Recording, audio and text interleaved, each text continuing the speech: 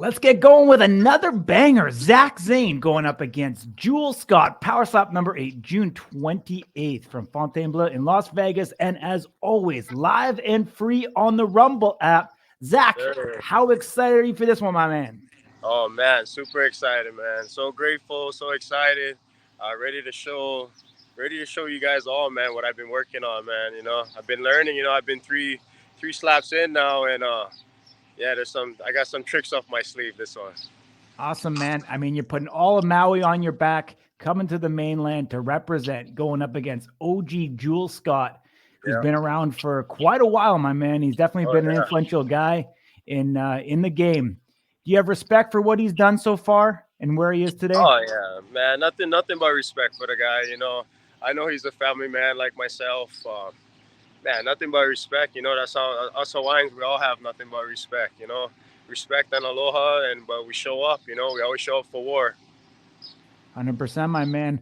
I mean, I know you obviously going beat on the show. You've had some ups and you've had some downs.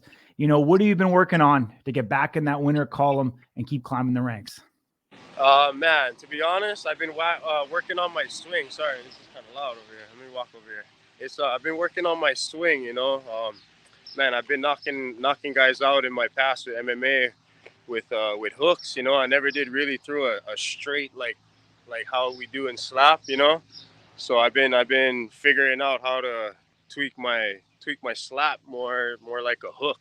So yeah, like I said, I got some tricks up my sleeve this one, and I learned how to generate way more power now, and and precision. You got to hit that chin. So I'm coming for his chin, bro, for sure. For sure. We've seen fouls play into some of your matches in the past. Have you been really focusing on trying to reduce those? Oh yeah, man. The flinching, I understand. I was like, I looked at those tapes now. I could say maybe I did flinch. But my last fight with Cole, was pretty clean on my end. And I was focused more on trying to make it clean my last fight more than actually executing. It was a controversy call to me. And to me, anybody could have won that fight. But it was back and forth, and nothing but respect for Cole and his family, his son, and all that. But it's all good, man. Now the story is now. Now it's me and Jules. And like I said, man, he's the number one guy. If I could go out there and knock his lights out cold, in front of this amazing crowd in Las Vegas, that's a big statement. Big statement, and pretty sure maybe it could line me up for a title shot. So. We see. Yeah. I'll humbly work for it, bro. Yeah, I mean, it was definitely some weird things. Obviously, Jules Scott was supposed to fight, Chris Thomas, Power Slap number 7. Shortly after that was announced, it got pulled off the site, and then all of a sudden, a couple of days later, Anthony Blackburn steps up, and now he's going up against Emanuel Muniz. Shows you how things change very, very quickly in the sport, and how the top of the division is very fluid right now. Do you feel like a victory over Jules Scott puts you in line for potentially the victor of Blackburn versus Muniz on this same card? To be honest, man, I totally do, man. I really do. I know there's other guys before me. Cole just beat me, but all these rankings and everything, I don't know, man. I think it's about if you show up, man. If you go out there and you flatline a guy, I believe you'll get the opportunity. Just like for Anthony Blackburn, he flatlined KO Chris, and now look at him. He's got the title shot. I believe if I can flatline Jules Scott, put him on his back, make him see the stars, and I'll become a star. So, and if I don't get the title shot right away, it's all good. I'm humble, man. I'm humble, and I understand you got to work for things in life. And I'm that guy, bro. I'm that guy that worked from the bottom all the way to the top, man.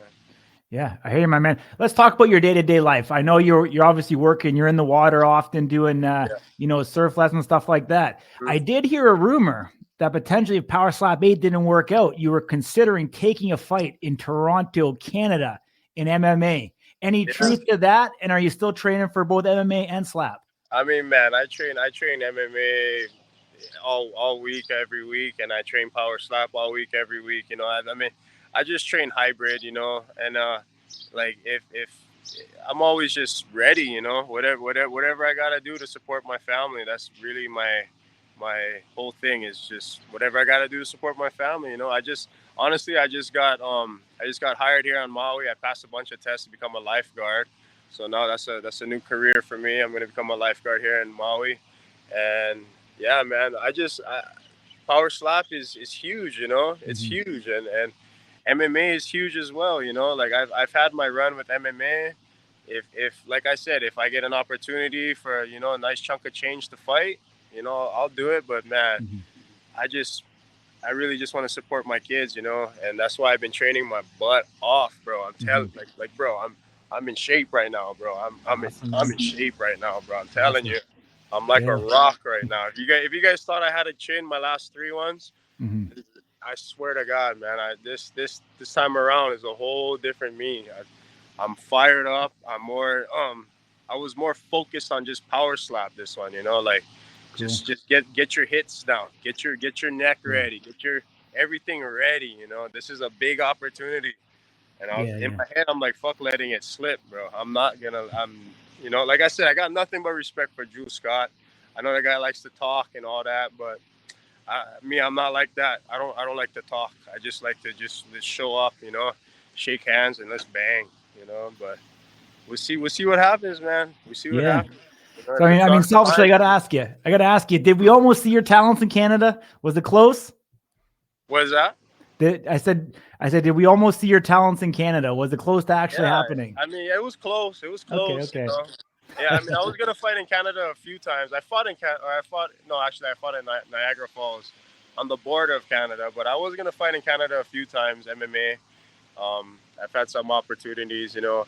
I even had Japan call me back. They want to see me fight back in Japan too. But man, like I said, my heart right now, to be honest, my heart is with power slap. You know, guys can say what they want about this sport, but you know, in the end of the day, it's a sport, bro. And I'm an athlete, and I like to compete, and I'm a dog, you know. And I like, bro, I know I'm sick in the head to do this. You know, you gotta be a little cuckoo. You gotta be a little weird for this sport. And I know I'm all that, you know, and I just got to show out. That's all. I know I've never got a knockout. I never even got a knockdown yet. You know, my first power slap against Federico, you know, I think maybe on that third slap I would have maybe dropped him. But man, this is the one where I want to show everybody what I've been working on. You know, if I could, like I said, flatline Jules Scott, it puts me right there.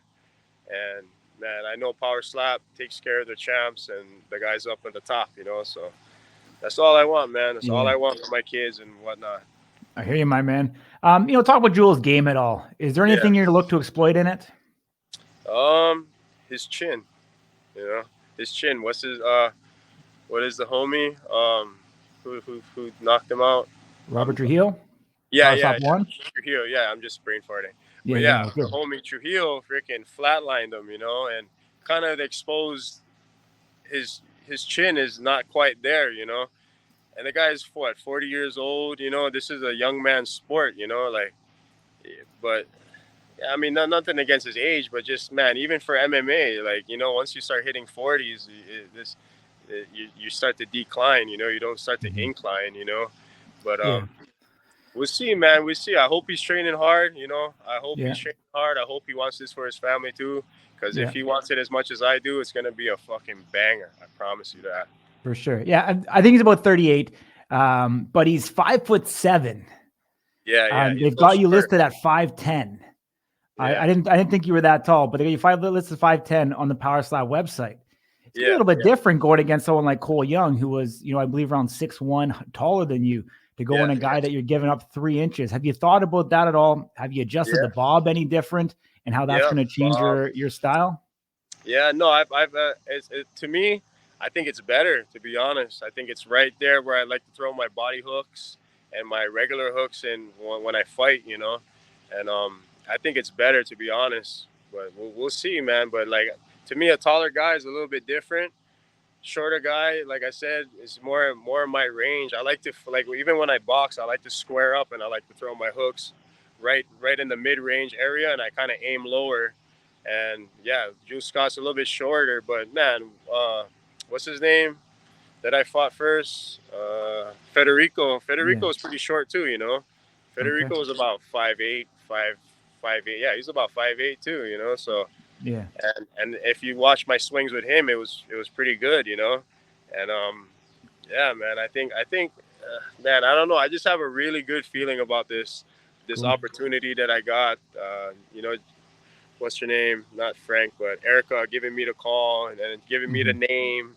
It just really, I can't even explain it, but just such a good feeling I have in my head and heart, my soul, everything. It feels like everything's just aligning, and then we're just gonna go there in Vegas and execute, you know. Awesome, man. Awesome. How are you weight wise? Oh, I'm good, man. I'm good. I started my weight cut. I get pretty big, you know, and then plus too, I've been doing a lot of strength and conditioning, but I'm already trimming down, man. Like I said, I'm trimming down, bro. I'm trimming down, and everything's good. I'm in shape right now, bro. I'm taking this fight super serious, super. And to be honest, if you there's a video I posted months ago, and I said I have this feeling in my heart that I'm going to get the call for Power Slap 8, and I promise you I'm going to show something spectacular, and I'm going to start getting ready now. This was like, bro, months ago I was saying that. Like literally like after the fight with Cole, something triggered me in my head, and I just I just knew I had to just dog it out and work hard, and you know, I was like, fuck the bullshit, fuck the haters. Yeah. I don't even care anymore. It's just, I don't hear nothing. I don't see nothing. I see my kids. I see myself in the mirror, and I see my future, and I see Power Slap, and I know I can make some noise. I know I can. I can. Man, that's all I want to do, man. Yeah, I mean, the Brass is giving you that opportunity against Jules Scott, that #1 contender right now in the welterweight division. Yeah. He's watching this interview. What do you want to say to him? To Jules? Yes, sir. To Jules Scott, you said? Yeah, man. Yeah, to Jules Scott. Yeah, hey, Jules Scott, man. Like I said, Brad, nothing but respect for you. And, man, I hope you bring in your A game. I'm going to bring my A+ game. I'm going to show you what I've been working on. Like I said, man, you're a family man. I'm a family man. Let's do it for our family. And let's show the fucking crowd what kind of hearts these daddies got, man. Let's fucking go. Awesome, my man. Appreciate you joining me. Take care. Travel safe. And we'll see you there in Las Vegas. Yeah, much love, brother. I see you. Okay, my man. Thank you. Aloha.